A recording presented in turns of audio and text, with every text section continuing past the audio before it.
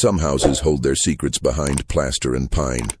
Some secrets, once found, cannot be unfound. In the spring of 1869, a merchant from Philadelphia purchased what was described in the deed as a fully operational agricultural estate in the lowlands of South Carolina.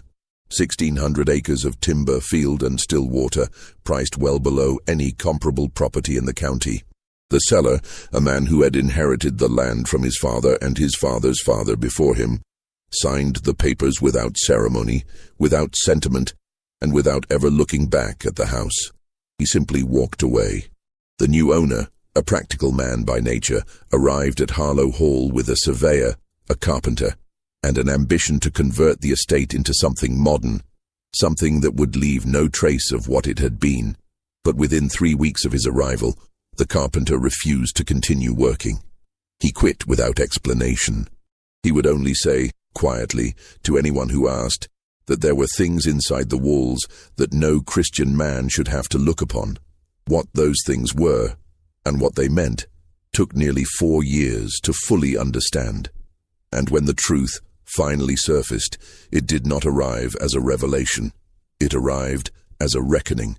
Before we continue with the story of Harlow Hall, if you're new here, welcome. This channel is dedicated to the darkest, most forgotten corners of American history. The stories that were buried, sealed, and left to rot in silence. Subscribe so you don't miss what's coming. And tell us in the comments, where are you listening from tonight? To understand what was found inside those walls, you first have to understand what Harlow Hall had been. The property sat roughly 30 miles inland from the Carolina coast, far enough from Charleston's genteel streets to be insulated from scrutiny, close enough to the port to have once profited enormously from the trade it facilitated. The land had been in the Hargrove family since 1791, when a man named Edmund Hargrove received it as partial payment for a debt he was owed by a Crown loyalist fleeing north after the Revolution. Edmund had not come from wealth. He had come from ambition, which in the American South of that era was often a far more dangerous thing. By the time Edmund's grandson, Nathaniel Hargrove, inherited the estate in 1841, Harlow Hall had grown from a rough-timbered farmhouse into something considerably more imposing. The main house rose 3 stories above the flat Carolina earth, with wide verandas on the first 2 floors and a cupola at its crown that could be seen from the road nearly a mile away. The exterior was painted white, freshly, obsessively year after year, so that it gleamed in the summer heat like a thing trying too hard to look clean. The property worked between 40 and 60 enslaved people depending on the season, their numbers fluctuating with the rhythms of the rice and indigo trade. By the 1850s, the Hargrove operation had shifted predominantly to rice, which required not just labor, but specific knowledge that the enslaved people on the property possessed in abundance, having brought the techniques for tidal irrigation with them from the coast of West Africa over the preceding generations. The irony, understood by no one at the time and acknowledged by almost no one afterward, was that Harlow Hall's prosperity was built entirely on expertise that its owners could never have replicated on their own. Nathaniel Hargrove was, by the accounts that survived him, a methodical man. He kept ledgers. He recorded transactions with the precision of a merchant rather than the looseness of a plantation aristocrat. He noted purchases, sales, births, deaths, and punishments in the same flat, unornamented hand. His wife, a woman named her name was Dorothea, daughter of a rice merchant from Beaufort, married into the Hargrove name in 1843 at the age of 19. She bore 3 children, of whom 2 survived. She is described in a letter from a neighboring planter's wife as quiet, devout, and rather more fond of her garden than her dining room. She appears rarely in Nathaniel's ledgers and almost never in the letters that survive. Whatever she knew about what happened at Harlow Hall, she carried with her to her grave in 1891. The eldest surviving Hargrove child, a son named Warren, was 23 years old when the war ended. He had served 2 years in the Confederate Army before a fever invalided him home in 1863, and he had spent the remainder of the conflict managing the estate under the increasing strain of the blockade, the loss of markets, and the gradual dissolution of the system on which everything depended. When emancipation came, Warren Hargrove handled it in the manner of a man who had already accepted the outcome while refusing to acknowledge its implications. He paid wages, a few cents per day, to any formerly enslaved person willing to remain on the property. Most left. A handful stayed, either because they had nowhere else to go, or because Harlow Hall was, in a way they could not fully articulate, still theirs.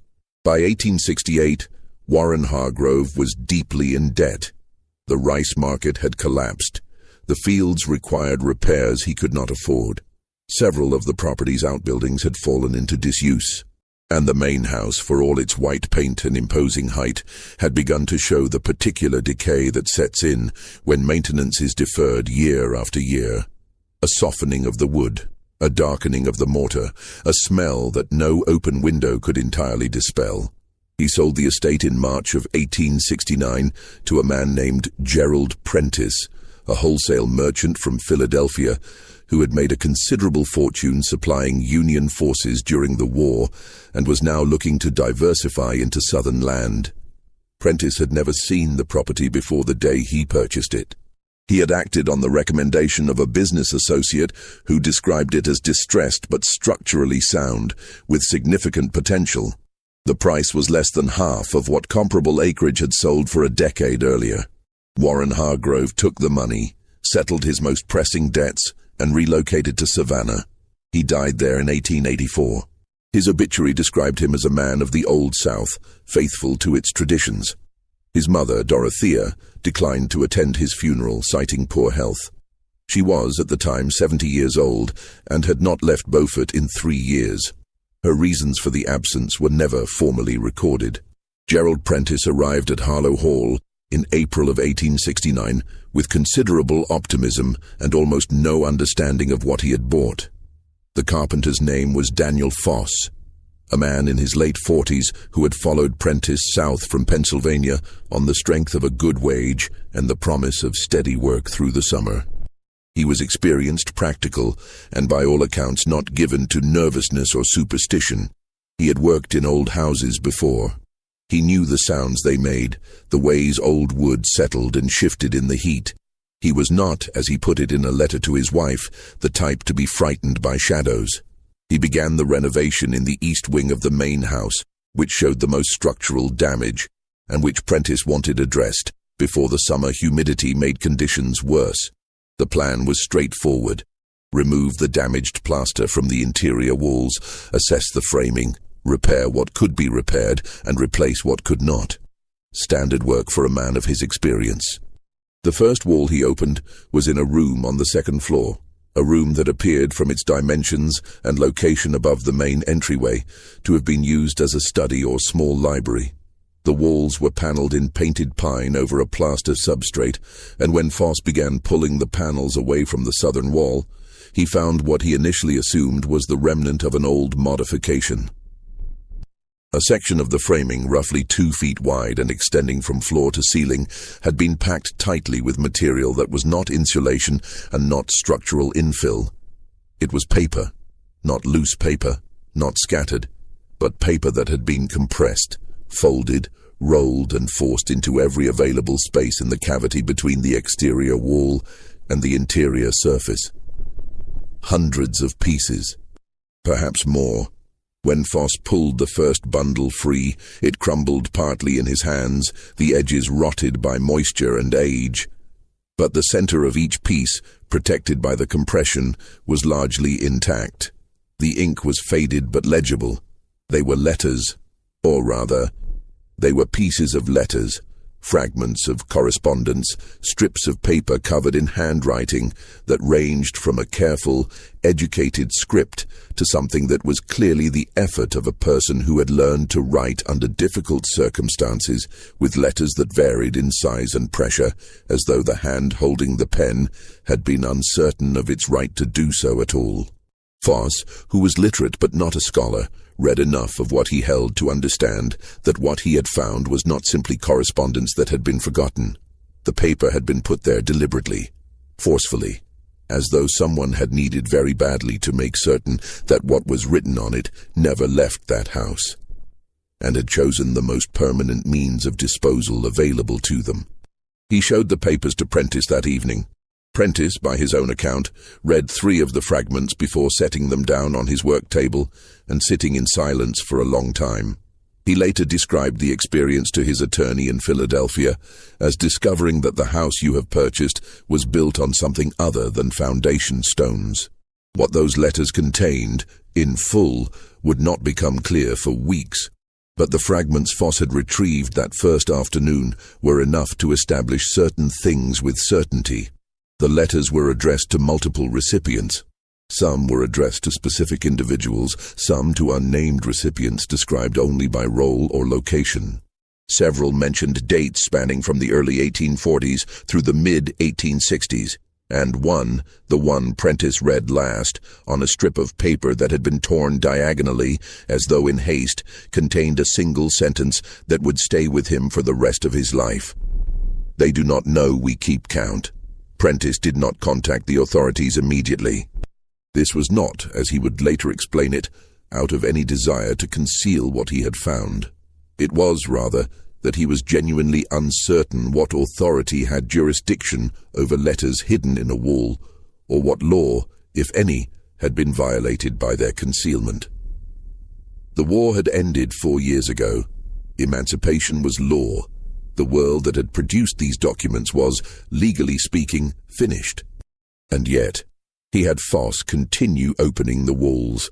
Over the following 2 weeks, they found similar caches in 4 additional locations within the main house, behind the plaster of the ground floor kitchen passageway, inside the frame of a sealed doorway on the 3rd floor that had been plastered over so thoroughly that no indication of its former existence was visible from either side, within the hollow base of a built-in cabinet in what had been the overseer's office at the rear of the house, and, most surprisingly, beneath the floorboards of the cupola, the small observation room at the very top of the house, where the boards had been pried up and replaced with a precision that suggested the work had been done by someone who knew exactly what they were doing and had time to do it carefully.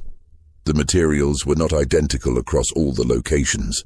The kitchen passageway yielded primarily small objects, not letters, but items that had been carefully wrapped in cloth before being concealed. A brass button engraved on its reverse with initials that were not Hargrove initials. A folded piece of cloth that appeared to be a portion of a garment, too deteriorated to identify with certainty, but of a weight and weave consistent with workwear from the mid-19th century. 3 coins, 2 American, and 1 that Prentice could not identify. And a small wooden disc, smooth on one side and carved on the other with a pattern that none of the men on the renovation crew could name. The sealed doorway on the 3rd floor opened onto a space that was neither a room nor a passage. It was a cavity, perhaps 4 feet wide and 7 feet long, that existed between the exterior wall of the house and an interior partition that had no evident structural purpose. The space had been used. The floor of it showed clear evidence of long occupation, a worn depression in the boards, dark discoloration from what might have been a lamp or candle, a pattern of scratch marks along the lower section of the inner wall that appeared to be, on close examination, a deliberate tally. Hundreds of vertical lines grouped in sets of 5, covering an area approximately 2 feet wide and 4 feet tall. Someone had been counting something, methodically, patiently, over what appeared, based on the variation in the depth and angle of the marks, to have been a very long time. The cabinet in the overseer's office contained a different kind of material entirely. What Prentice found there were not letters and not objects, but what appeared to be a record, a parallel ledger, maintained in a hand that was careful and consistent, recording information in a format that deliberately echoed the plantation's official accounts. Column after column of dates, names, quantities, and notations. Not the names in Nathaniel Hargrove's ledgers. Different names, some of them given names that appeared nowhere in the official records, others described by relationship rather than name. The woman brought from the Beaufort auction. Her daughter. The child born in October not recorded. The entries were meticulous. They covered a period from approximately 1848 to 1863, when the handwriting abruptly changed, becoming slightly less certain, slightly larger, as though the person who had maintained the record had passed the responsibility to someone else. The final cache, beneath the cupola floor, was the most difficult to interpret. The papers there were more deteriorated than the others, the moisture damage more severe, the rot more advanced. Prentice and Foss spent 2 days carefully separating and drying what could be salvaged. What remained legible, when the process was complete, were fragments of what appeared to be a single long document, not a collection of separate letters, but a continuous narrative, written in a hand that was both highly educated and clearly not the hand of anyone in the Hargrove family records Prentice had been given with the deed. The narrative was in English, but it was not the English of the period's official documents. It was the English of someone who had learned the language under specific conditions, who had absorbed it, mastered it, and then used it with a precision that was, in its own way, a kind of defiance. Prentice could only read fragments, but what he read was enough to tell him that the document was, among other things, a chronicle, a deliberate, systematic account of events at Harlow Hall, spanning what appeared to be the entire antebellum period of the property's operation. He contacted his attorney in Philadelphia on a Thursday evening in late May of 1869. The letter he sent was 7 pages long. His attorney, a man named Edmund Hartwell, who had handled Prentice's business affairs for 15 years, received it on a Monday and made an immediate trip south. He arrived at Harlow Hall on a Wednesday. By that evening, he and Prentice had agreed on one thing. What they had found was not simply the detritus of a history now concluded. It was a record that someone had very deliberately preserved. And the question that neither man could answer, the question that would come to define the next 3 years of their lives, was a simple one. Preserved for whom? Hartwell, who had practiced law in Philadelphia for 20 years and had a historian's instinct for documentation, immediately recognized that the materials found at Harlow Hall were not simply historically significant, they were legally complex, in ways that the American legal system of 1869 was entirely unprepared to address. The parallel ledger was the most immediately actionable document. It recorded, systematically and with considerable specificity, a series of practices at Harlow Hall that, even under the legal framework of the antebellum South, had been of questionable legality, and that, under post-war law, pointed toward a set of facts that powerful men in South Carolina would prefer remained buried. Chief among these was the question of the unrecorded. The official Hargrove ledgers, copies of which Prentice had received with the deed, showed a consistent enslaved population at the property, numbers that matched more or less the taxes and registration records that the Hargrove family had filed with the county. But the parallel ledger told a different story. It recorded a systematic practice spanning at least 15 years.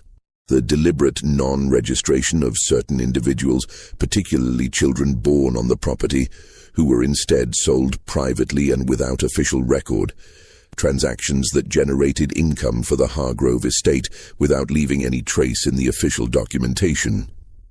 This was not in itself a revelation about the brutality of the system.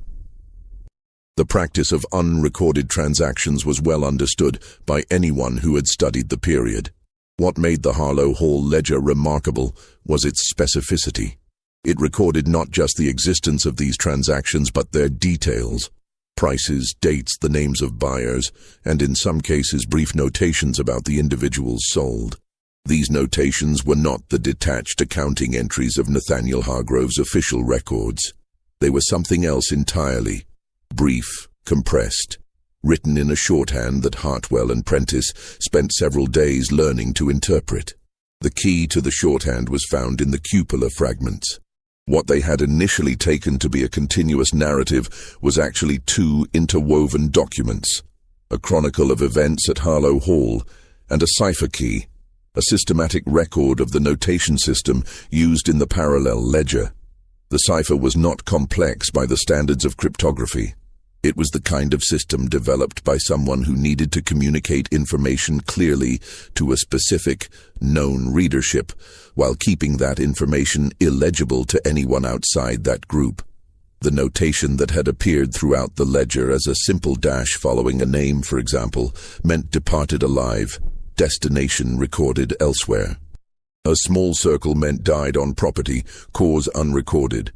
A horizontal line through a name meant sold without family knowledge. When Hartwell applied the cipher to the full ledger, the document transformed. It was not simply an accounting record, it was a map. A systematic chart of where people had gone, not the vague approximations of official records, but specific information about buyers, locations, and in some cases, subsequent sales. Information that, if it had ever reached the people it concerned, would have allowed families separated by the trade to know where their relatives had been taken. This was what they do not know we keep count had meant. Someone at Harlow Hall, someone who had access to both the official records and the transactions that never appeared in them, had been maintaining a parallel archive for over a decade, not as evidence for any court, not as ammunition for any formal challenge, but as a record kept against the possibility that it might one day be of use to the people it documented. Hartwell sat with this understanding for a long time before he spoke. "Someone in that house," he said to Prentice, on an evening in early June with the Carolina heat pressing through the unrestored windows, understood exactly what was happening. And they understood it would matter eventually, even if they had no way to know how or when. Prentice asked the question that had been forming in his mind for days. Who had that kind of access? Who could have maintained this without being discovered? Hartwell had already been thinking about this. The answer, he had concluded, was not a single person. The handwriting in the ledger changed twice over its 15-year span, subtly but unmistakably.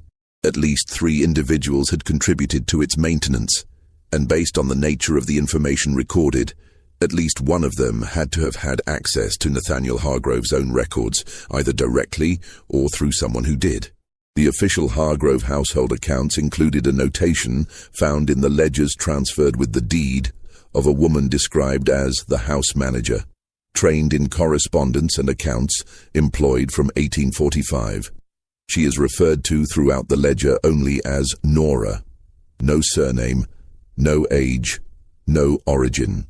She appears in the official records only in the context of her function, managing the household, maintaining supply inventories, occasionally recording the receipt of payments from buyers who came to the house directly rather than through formal channels. She does not appear in the ledger after February of 1863. The significance of that date would not become clear until Hartwell made a trip, in the summer of 1869, to a Freedmen's Bureau office in Columbia, one of the federal agencies established after the war to assist formerly enslaved people in establishing legal identities, locating family members, and navigating the transition to freedom. The Bureau's records were incomplete, underfunded, and overwhelmed by the scale of the need they were attempting to address. But they contained something that no one had thought to connect to Harlow Hall, until Hartwell walked in with the parallel ledger under his arm and asked to see the registration records for women who had come through the Columbia office in 1865 and 1866. He found 4 registrations that matched names from the ledger. 3 were straightforward. Individuals whose histories could be partially reconstructed from the Bureau's documents and the ledger's notations. The 4th was different. She had registered under the name Nora Hale. She had listed her former location as a rice plantation, Lowland County, South Carolina, vague by Bureau standards, which suggests she had reasons not to be specific. She had listed her skills as household management, accounting, written correspondence, and she had listed her age in 1866 as 41, which would have made her approximately 19 years old in 1845. The year the official Hargrove ledger first noted the arrival of the house manager, trained in correspondence and accounts. Hartwell found no address for Nora Hale in the Bureau records. She had registered, received her documentation, and then, as far as the Bureau's records could determine, moved on. Her destination was not recorded. The Bureau agent who had processed her registration had noted, In the margin of her file, a single observation, unusually precise in her account, gave no names of former owners, appeared aware of legal implications. She had been gone for 3 years before Prentice bought the house. She had left behind a record that she almost certainly knew would one day be found. The question was whether she had intended it to be found by someone like Prentice, or whether she had hidden it for someone who never came. The deeper Hartwell dug, the more the contours of what had happened at Harlow Hall began to take a shape that was both clearer and more troubling. In the late summer of 1869, he traveled to Charleston and spent 2 weeks in the records of the county courthouse, cross-referencing the Hargrove family's official transaction records against property transfers, estate inventories, and court filings from the period covered by the parallel ledger. He was looking for the buyers, the names recorded in the ledger's cipher, the men who had come to Harlow Hall and left with individuals who appeared in no official record. Some of the names he could not trace. They appeared in no Charleston records, no county filings, no newspaper archives. They had purchased people at Harlow Hall and vanished as completely as the people they had bought. Whether this was because they had operated entirely outside the legal system, or because records from certain counties had been destroyed during the war, or because the names recorded in the ledger were aliases rather than legal names, Hartwell could not determine with certainty. But other names were traceable, and several of them were significant. One appeared 4 times in the ledger, each time associated with a transaction involving a child rather than an adult. This buyer is listed in the ledger's cipher notation as someone who paid above market rate and required no documentation. The name, when Hartwell located it in the Charleston records, belonged to a man who had served as a county commissioner during the 1850s and who was, as of 1869, still alive, now serving on the board of a charitable society that had been established in 1866 to assist formerly enslaved people in finding employment. Hartwell did not publish this finding. He did not take it to any court. The legal framework for addressing transactions that had been illegal even under antebellum law, conducted by men who were now protected by both time and social position, was essentially non-existent in 1869 South Carolina. To bring such a finding forward publicly would have required a political will that was, in that particular moment of Reconstruction, being actively dismantled. What he did instead was write it all down. He compiled a comprehensive document, a synthesis of the parallel ledger, the cipher key, the letter fragments, the bureau records, and his own research findings, that he titled, with a lawyer's dry precision, A Record of Certain Transactions and Their Documentation, Harlow Hall Plantation, South Carolina, 1845-1863. He made 3 copies. One he kept. One he sent to a colleague at a law firm in Boston who had expressed interest in the legal questions raised by the post-war period. And one, the original documents themselves, along with a summary of his findings, he sent to an address in Philadelphia that Prentice had located through a separate chain of inquiry. The address belonged to a woman named Constance Lyle, who operated a small school for the education of black children in the 7th Ward. Prentice had found her name through a contact at the Philadelphia Anti-Slavery Society, which had not formally dissolved after the war, but had redirected its efforts toward education and legal advocacy. Someone at the society, someone Prentice described in a letter to Hartwell only as a woman who seemed to know exactly what I was describing before I finished describing it, had given him Constance Lyle's name and address. He had not known, when he sent the documents, whether they would mean anything to her. He had not known whether Nora Hale had ever been in contact with the Philadelphia community, or whether the records sent there would find anyone who could make use of them. The letter he received back from Constance Lyle arrived 6 weeks later. It was brief. It said only that she had received the materials and would ensure they reached the people they concerned. It gave no further details. It was signed at the bottom, in a hand that Prentice recognized from the parallel ledger. Not Constance Lyle's hand, someone else's. Prentice stared at that signature for a long time. He had last seen that handwriting on papers that had been hidden inside a wall for years, perhaps decades. Papers that had been concealed so thoroughly that their discovery had required the complete dismantling of the room around them. And now, the same hand had signed a letter in his parlor in South Carolina in 1869, as though the wall had never existed. He wrote back immediately. His letter asked only one question: are the families being found? The answer arrived 3 months later. It was not a letter. It was a list, 4 pages, handwritten, with names and locations for 43 individuals whose whereabouts had been unknown to their families since the transactions recorded in the parallel ledger.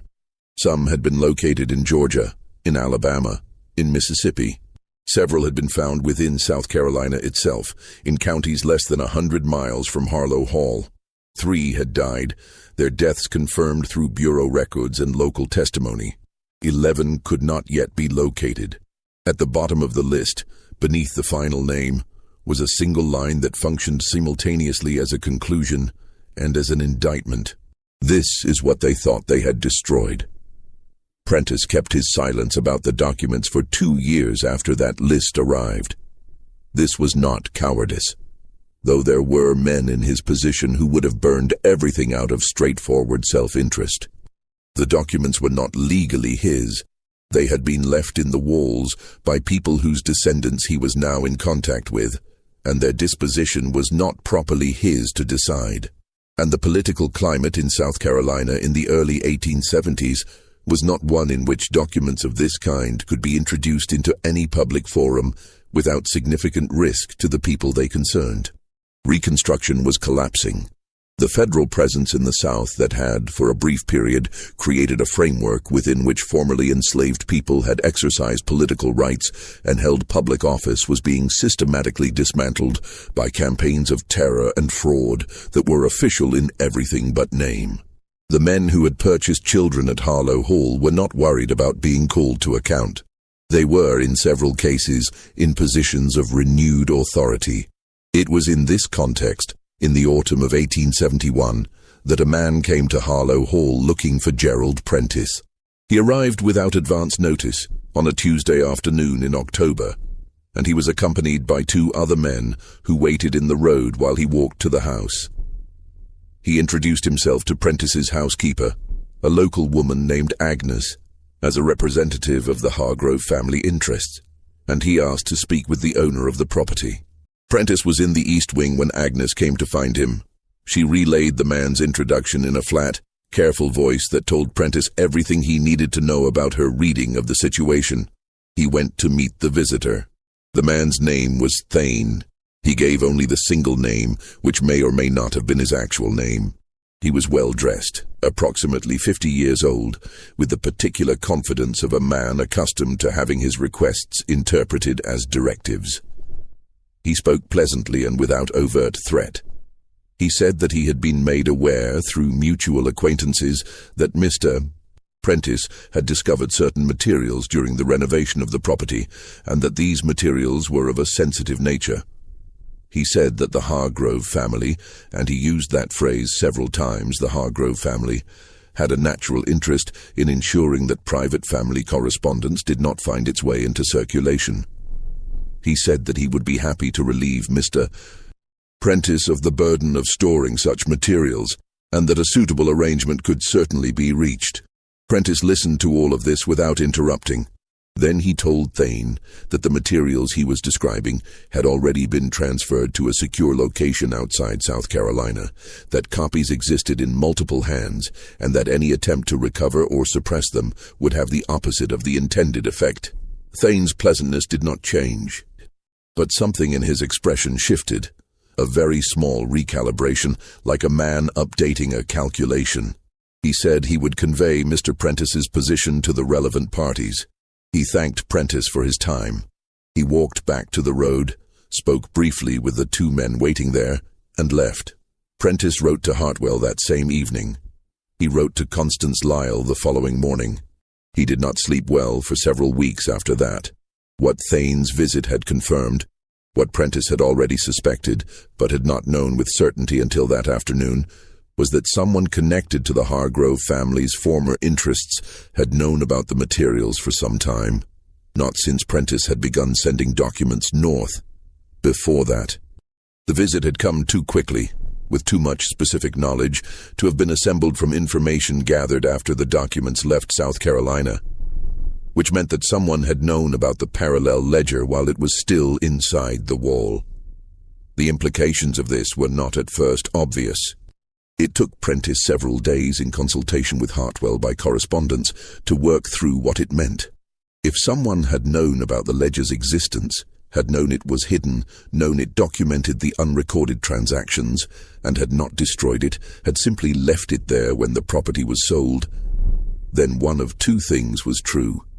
Either the knowledge had been held by someone who wanted the ledger found by whoever bought the house, or it had been held by someone who was afraid to destroy it, who understood that the information in it was known to people outside the walls of Harlow Hall, and who feared that its destruction would not suppress the record, but only confirm their awareness of it.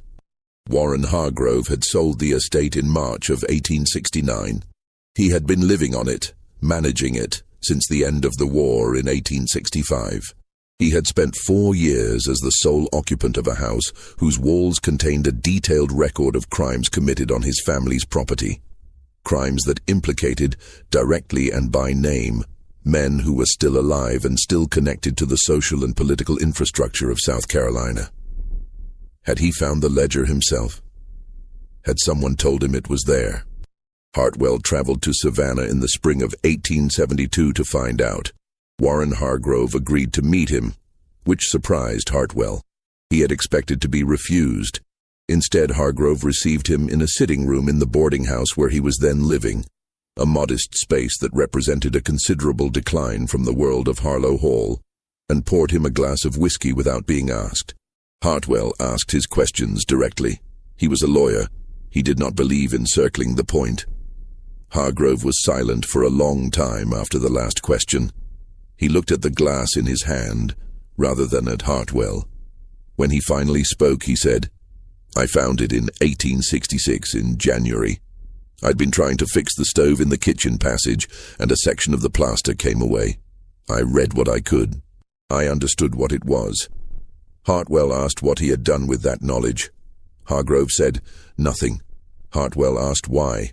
Hargrove said, "Because she was already gone, and because if I had told anyone, the people whose names were in there, the buyers, they'd have burned the house to the ground, with me in it most likely." Hartwell asked whether that was the reason he had sold the property. Another long silence. Then, "I sold it because I couldn't live in it. I would wake up at 3 in the morning and I could hear the house, not sounds, not settling or wind. I could hear, I knew what was in the walls. I knew what it meant, and I could not stop knowing." Hartwell asked him one final question. Had he sold the property to Prentice specifically, or had Prentice simply been the first willing buyer? Hargrove looked up from his glass for the first time during the conversation. His expression was difficult to read, something between guilt and a very old, very tired form of calculation. He said, "I made inquiries, before I listed it, about the sort of man he was." Hartwell returned to Philadelphia with his notes and the full weight of what he now understood. Warren Hargrove had not sold Harlow Hall to escape his debts. He had sold it because he had found the ledger and had understood, with the clarity of a man who had spent 4 years alone in a house full of evidence, that the only way to ensure the documents survived was to put them in the hands of someone who would not destroy them, someone from outside the South. Someone with enough distance from the system to read what the records contained without needing to suppress them. He had engineered the discovery, not out of guilt exactly, not out of justice exactly, out of something more complicated and more human than either, a recognition that the ledger's existence was not his burden to carry and not his right to bury, and that the only moral act available to him was to create the conditions under which someone else could make a decision he was incapable of making himself. Whether this made Warren Hargrove a coward or something approaching a collaborator in the ledger's survival was a question Hartwell never answered definitively. He laid out the facts. He let the questions stand. The document that Hartwell published in 1874, not a legal brief, not a court filing, but a historical monograph distributed through a small press in Boston, was titled Hidden Record: The Harlow Hall Documents and the Unregistered Trade in South Carolina, 1845-1863. It contained a full transcription of the parallel ledger, with the cipher key explained, and a summary of the research conducted between 1869 and 1873. It named names where names were known. It documented transactions where transactions could be traced. It did not produce any legal action. The men named in it as buyers were, by 1874, either dead or sufficiently protected by the political landscape of Reconstruction's collapse to be beyond reach. The county commissioner who had purchased children from Harlow Hall above market rate, he had died in 1871, before Hartwell's monograph was complete. Whether this was fortunate for him or simply the natural end of a long life was a matter of perspective. The monograph sold fewer than 300 copies in its first year. It was reviewed in 2 northern newspapers and 1 abolitionist journal, all favorably. In South Carolina, it was not reviewed at all. Gerald Prentice never converted Harlow Hall into what he had imagined when he bought it. The renovations continued sporadically through the 1870s, but the ambition of the original project, to transform the estate into something modern, something clean, never quite materialized. He sold the property in 1878 at a small loss to a timber company that was primarily interested in the acreage rather than the house. The house itself stood empty for several years before being damaged by a fire of undetermined origin in 1883. It was not rebuilt. The parallel ledger, the original document, was retained by Constance Lyle's school in Philadelphia until 1891, when it was transferred to a historically black college in the South at the request of a woman who had been a student at the school in the 1870s. The transfer was accompanied by a letter written in a hand that, by 1891, had grown slightly unsteady with age, but was still unmistakably the same hand that had maintained the record for 15 years inside a wall at Harlow Hall, and had signed the letter to Gerald Prentice in 1869, and had sent the list of 43 names across the distance between what had been hidden and what was, at last, beginning to be known. Nora Hale's final letter, written alongside the ledger's transfer, was brief. She did not explain what she had done or why. She did not ask to be thanked or remembered. She said only that the record was complete, that every name she had been able to account for had been accounted for, and that the 11 who had not been found in 1869 had, in the 20 years since, been reduced to 3. That 3 remained unknown was, she wrote, not a failure. It is a remaining obligation. She signed her name. She gave no date. The ledger entered the college's archive and remained there, largely unexamined, for decades. And that is where the story might have ended. In an archive shelf, in a building that most people would never visit, holding a record that most people would never read. But records do not end simply because the people who created them are gone. In the spring of 1924, a history professor at the college was cataloging materials in the archive when he opened a box that had not been opened in 20 years. He found the ledger. He found the cipher key. He found Nora Hale's letter, tucked inside the front cover. He spent 3 months with the materials before he published anything, and when he did, in a small journal of American history, in a modest article that attracted little attention at the time, he closed his essay with a sentence that has stayed in the margins of the historical record ever since. The most remarkable thing about the Harlow Hall record, he wrote, is not what it documents. It is the evidence it provides of the systematic, sustained, and entirely clandestine effort by enslaved people to maintain knowledge of their own history in conditions designed specifically to prevent them from doing so. These documents were not created for posterity. They were created for the people they named. They were hidden, not to be discovered by strangers, but to be found by those who were meant to find them. And then, when circumstance made that impossible, they waited, with the patient authority of all things that refused to be entirely erased for whoever came next. The walls of Harlow Hall are gone now. The timber company that bought the land in 1878 dismantled whatever the fire of 1883 had left standing, and the earth where the house once sat has long since been reclaimed by the low Carolina scrub that grows across everything in that region if left undisturbed for long enough. There is no marker. There is no sign. But in an archive in the south, in a building that was built specifically to hold the history that the official record refused to carry, the ledger still exists. The names in it are still legible. The cipher is still readable. The tally marks on the wall of the sealed room are gone with the house, but the record of their existence is not. They do not know we keep count. They were right. What do you think of this story?